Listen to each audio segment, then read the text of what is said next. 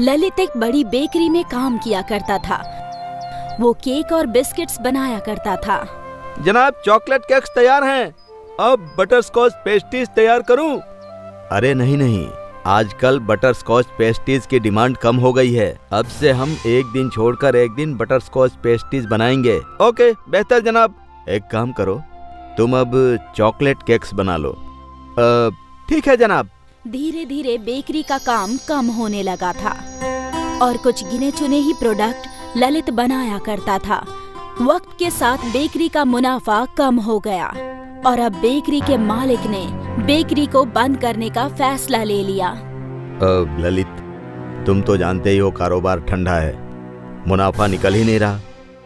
इसलिए अगले हफ्ते से हम ये बेकरी बंद कर रहे हैं। तुम कहीं और नौकरी ढूंढ लो, ठीक है? ये सुनकर ललित का दिल बैठ गया।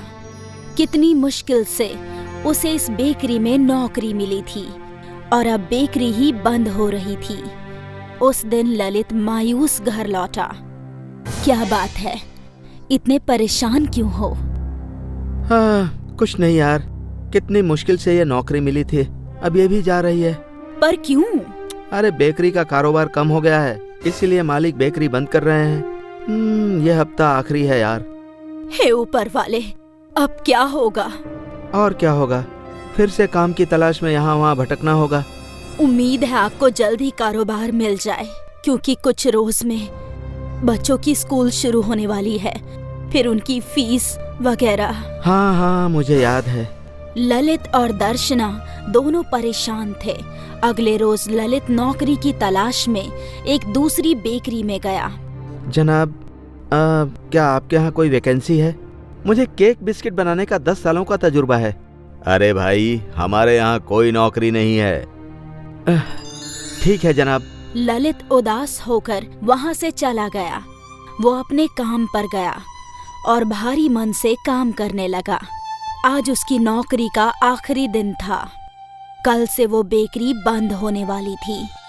पूरा दिन काम करने के बाद शाम में वो मैनेजर के पास गया। ललित, ये लो तुम्हारा अभी तक का हिसाब। क्या तुम्हें कोई दूसरी नौकरी मिली? नहीं जनाब। फिक्र मत करो, मैं तुम्हारे लिए कहीं बात करता हूँ। तब तक तुम भी देखते रहो। उम्मीद है तुम्हें जल्दी नौकरी मिल जाएगी। जी शुक्रिया। ललित अपनी तनख्वाह लेकर घर पहुंचा। उसने वो पैसे अपनी बेगम को दे दिए। ये लो, इस बार थोड़ा तंगी से पैसे खर्च करना, अब पता नहीं कब नौकरी मिलेगी। दर्शना को समझ आ गया था कि ललित बहुत ही परेशान है। ललित कई और बेकरियों में काम तलाशने गया, लेकिन उसे कहीं पर भी कोई नौकरी नहीं मिली। आखिर वो थक हार कर घर लौट आया। अब्बा आ गए, अब्बा आ गए। बच्चे खुश थे। वो काफी समय से ललित के लौटने का इंतजार कर रहे थे। क्या हुआ? आज मयंक की सालगिरह है, तो बच्चे आपकी राह देख रहे थे कि आप आएंगे और केक बनाएंगे। मैंने कहा था इन्हें कि शायद आज आप केक ना बना पाए।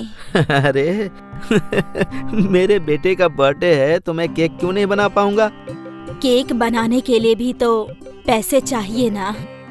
अरे आज मैं सस्ती चीजों से बढ़िया केक बनाऊंगा, तुम सब देखती रह जाओगी। हाँ।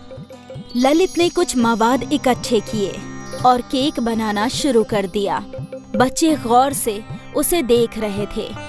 ललित ने केक का बैटर मिलाया, उसमें शक्कर और कुछ और चीजें डाली और फिर इस बैटर को एक प्लेट में डाल दिया।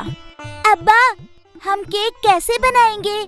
हमारे पास तो भट्टी है ही नहीं। अरे भट्टी नहीं है तो क्या हुआ, हमारे पास कढ़ाई और नमक तो है ना। ललित ने कढ़ाई में नमक भर दिया और उसमें वो केक की प्लेट रख दी और ऊपर से ढक्कन रख दिया। हाँ, अब 20 मिनट में केक तैयार। बच्चे घड़ी के कांटे पर नजर गड़ाए बैठे थे। केक की खुशबू पूरे घर में फैल चुकी थी। जैसे ही 20 मिनट हुए, ललित ने ढक्कन हटाया और उनका केक तैयार था। ललित ने वो केक दूसरी प्लेट में निकाल लिया और फिर वो मैदे में शक्कर घोलकर क्रीम बनाने लगा और फिर इस क्रीम को केक पर सजा दिया। देखो, तैयार हो गया बेहतरीन केक। पर अब्बू, आपने तो इसमें सारी घर की चीजें इस्तेमाल की। हाँ बेटा, इसीलिए तो ये सस्ता और किफायती है। खैर ये सब छोड़ो, अब मयंक का बर्थडे केक काटते हैं। आओ आओ। Happy birthday to you, happy birthday to you, happy birthday dear Mayank, happy birthday to you. Mayank ने अपना बर्थडे केक कट किया और सबको खिलाने लगा।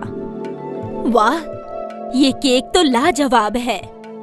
पूरे खानदान ने वो केक मजे से खाया। इस केक को बनाने में तो बहुत कम चीजों का इस्तेमाल हुआ है, इसलिए इसको बनाने में खर्च भी कम होगा ना? हाँ, पर तुम ये क्यों पूछ रही हो? क्योंकि मैं सोच रही हूँ आप ऐसे ही केक बनाकर बेचें। बड़ा केक 100 रुपए और इस केक की पेस्ट्रीज बनाकर 1 रुपए में। क्या? छोटे छोटे केक की पेस्ट्रीज बनाकर 1 रुपए में बेच सकते हैं स्कूल के बाहर। बच्चों को ये बहुत पसंद आएंगी। हाँ, ये आइडिया तो बहुत ही बेहतर है। ये तो मैं कर ही सकता हूँ। वैसे भी कल से स्कूल शुरू होने वाला है, तो कल से ही इस 1 रुपए वाले केक को हम बेचना शुरू करेंगे, ठीक है? ललित को पैसे कमाने का नया जरिया मिल गया। अगली सुबह ललित ने घर में केक बनाना शुरू किया, कढ़ाई में, और उस केक के छोटे छोटे टुकड़े भी काट लिए और उन सब को बड़े पतरे के डिब्बे में रख लिया। ये डिब्बा लेकर वो स्कूल के पास पहुंचा। आओ बच्चों, आओ आओ, 1 रुपए का केक, 1 रुपए का केक, 1 रुपए का केक, आओ आओ। 1 रुपए का केक सुनकर बच्चे ललित के पास भागे चले आए। एक केक दो ना अंकल। मुझे भी। बच्चे ललित को पैसे देते गए और केक खरीदते गए। कुछ ही मिनटों में सारा का सारा केक खत्म हो गया। ललित ने काफी पैसे इकट्ठे कर लिए थे। वो खुश था। अगली सुबह उसने ज्यादा केक बनाया और वो केक भी हाथों हाथ बिक गए। फिर ये सिलसिला चलता रहा और देखते ही देखते ललित ने अपनी खुद की बेकरी खोल ली। उसके 1 रुपए वाले केक ने उसकी जिंदगी को अलग मुकाम दे दिया। कहाँ वो नौकरी की तलाश में था और कहाँ अब उसकी बेकरी में दूसरे लोग नौकरी कर रहे थे। ये पूरा सफर बस 1 रुपए वाले केक की वजह से तय हुआ। 1 रुपए वाला केक ललित की सफलता का रास्ता था। एक गांव में सूका और लंबू 2 भाई रहते थे, लेकिन दोनों की आपस में बिल्कुल नहीं बनती थी। दोनों को लगता था कि उसका भाई उसका भला नहीं चाहता, इसीलिए दोनों रोजाना आए दिन झगड़ते रहते थे। उनकी अम्मा उन्हें समझाती थी, लेकिन वो दोनों अपनी अम्मा की बात भी नहीं मानते थे और इसका फायदा चतुर उठाता था। आए दिन दोनों अपना काम बदलते रहते थे। एक रोज सूका ने बिरयानी की ठेली लगा ली, जबकि लंबू अमरूद ही बेच रहा था। देख लंबू, तू अमरूद में मुझसे बहस कर रहा था, इसलिए मैंने चिकन बिरयानी का काम शुरू किया है। अब तू यहाँ कोई बहस मत करना, वरना अच्छा नहीं होगा।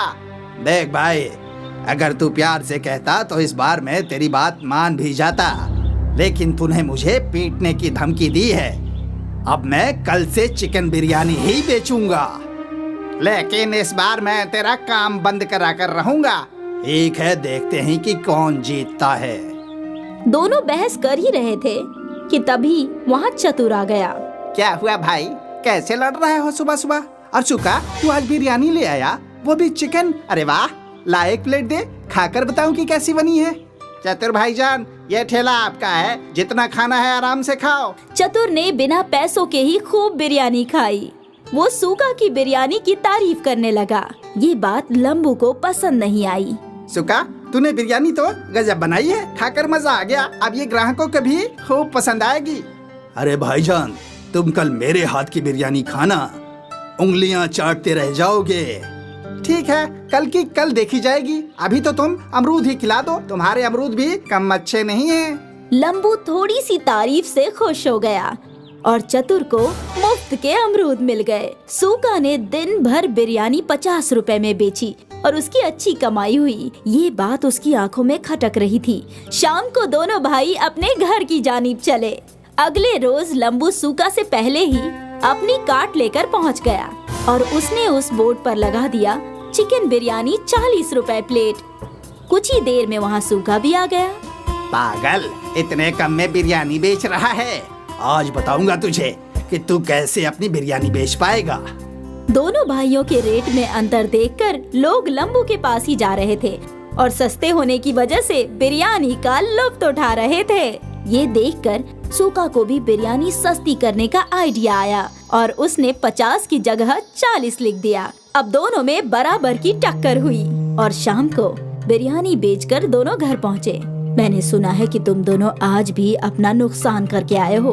अम्मा, इसने मुझे धमकी दी थी और अब मैं इसका काम बंद करवा के रहूंगा। अम्मा, जब आपको कुछ भी इल्म ना हुआ करे तो कुछ भी मत बोला करो। ठीक है, अब से मैं कुछ नहीं कहूँगी। तुम दोनों को जो भी करना है वो करो। एक दिन सुबह सुबह चतुर सूका से मिलने आया। आओ चतुर भाईजान, बैठो। अरे मैं तो तुम्हें अपना मानता हूँ, इसलिए व्यापार के कुछ कायदे सिखाने आया हूँ। भाईजान, अब तक तुम्हारी मानकर ही तो कारोबार कर रहा हूँ। तुम अब बिरयानी को 5 रुपए में बेचना शुरू कर दो। 5 रुपए में तो चिकन का खर्चा भी नहीं निकलता। तुम अपने भाई को हराना चाहते हो ना, तो तुम्हें पैसे अपनी जेब से लगाने होंगे। लेकिन मेरे पास तो पैसे ही नहीं है। तुम्हारा ये भाई कब काम आएगा? जितने पैसे तुम्हें चाहिए मैं दूंगा। जब तुम कुछ कमा लो तो मुझे वापस कर देना। चतुर ने सूका को कर्जा दे दिया और सूका ने 5 रुपए चिकन बिरयानी का बोर्ड लगा दिया। उसके पास लाइन लग गई। लोग टोकन लेकर अपनी बारी का इंतजार कर रहे थे। लंबू ये देखकर दुखी हो रहा था। तभी वहाँ पर चतुर पहुँच गया। क्या हुआ लंबू, तुम मायूस क्यों हो? अंजाम सामने है और आप मुझसे मायूसी की वजह पूछ रहे हो। तो तू भी 5 रुपए में बिरयानी बेचनी शुरू कर दे। मेरे पास इतने पैसे ही नहीं है। ना जाने सूका के पास पैसे कहाँ से आ गए। तुम फिक्र मत करो, मैं तुम्हें कर्ज देता हूँ और तुम भी अब 5 रुपए में बिरयानी बेचना शुरू कर दो। चतुर ने लंबू को भी कर्जा दे दिया और दोनों भाई 5 रुपए में चिकन बिरयानी बेचने लगे। आइए आइए, 5 रुपए में चिकन बिरयानी खाइए। आइए आइए, 5 रुपए में चिकन बिरयानी खाइए। एक प्लेट में चिकन के 4 बोटियाँ, जायकेदार और किफायती चिकन। एक प्लेट में 5 बोटियाँ और सिर्फ 5 रुपए में। दोनों भाइयों की दुश्मनी का लोगों ने जमकर फायदा उठाया और 5 रुपए में भरपेट बिरयानी खाए। आज दोनों भाई दोपहर को ही सारी बिरयानी बेचकर घर पहुँचे। कितना कमाया आज। सूखा और लंबू ने अम्मी जान को सब कुछ सच बताया। अच्छा, तो तुम दोनों को पैसे चतुर ने दिए थे। अब तुम खुद सोच लो कि वो क्या चाहता है। अम्मा, हमें माफ कर दो। हाँ अम्मा, हम आज से आपस में नहीं लड़ेंगे। जितना हम लड़ाई करते रहेंगे उतना दूसरे लोग फायदा उठाएंगे।